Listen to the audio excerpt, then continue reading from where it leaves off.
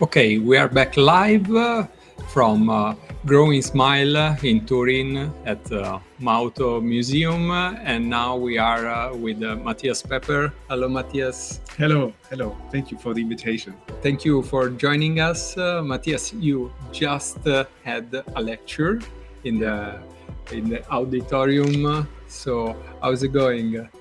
Very good. And I really need to say I love this conference here because it's the first time that we go in details to discuss what to do with very young patients and how to do the staging, how to do all these movements to get enough expansion, what we need for this patient. And that's not easy to program. And yes. I really love the program. Thank you. Great. Matthias, your speech was based on digital planning for pediatric dentistry, yes, correct? Exactly. Okay. What is the difference in planning for children instead of adults or older people? Yeah, thank you for the question.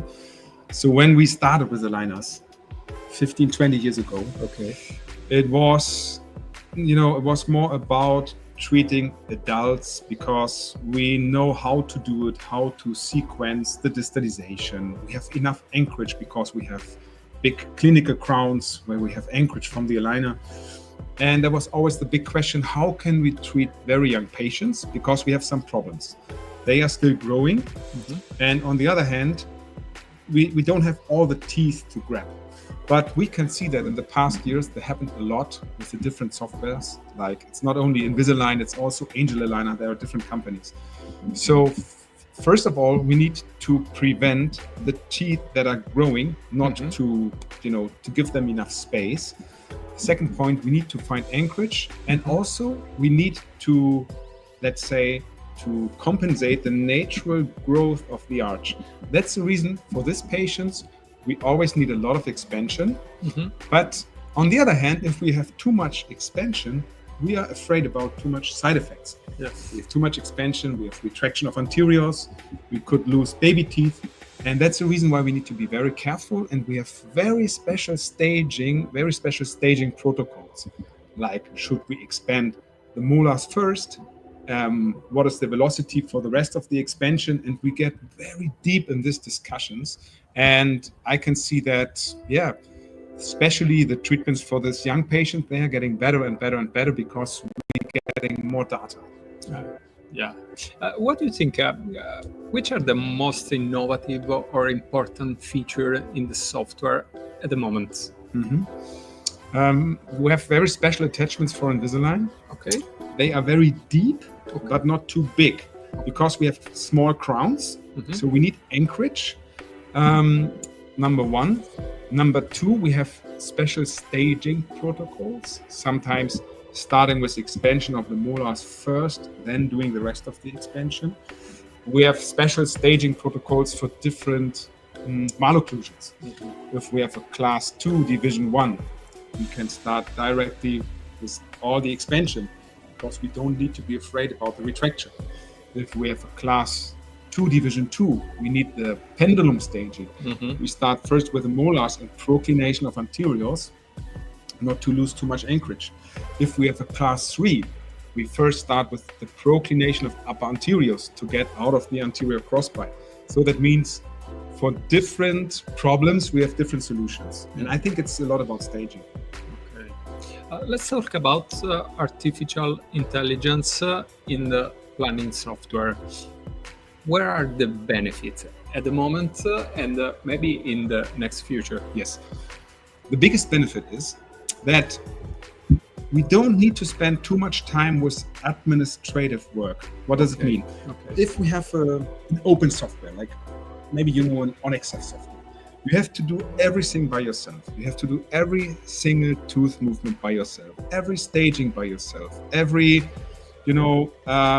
sequential movement you have to program by yourself. So the artificial intelligence helps us a lot. We need to do the scan, do the prescription, and then they just put out the first very nice treatment plan, and we only need to individualize this treatment plan. So we need to spend 15, 20 minutes, maybe to optimize the setup. Yes. And that's it. But We don't need to start from point zero.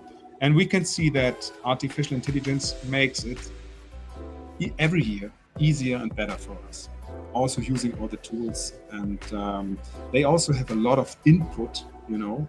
If we think about Invisalign, they've treated, I don't know, 18, 20 million patients right now. Yes. They have a lot of input. A They have a lot of data. Yes. Now we get even more data with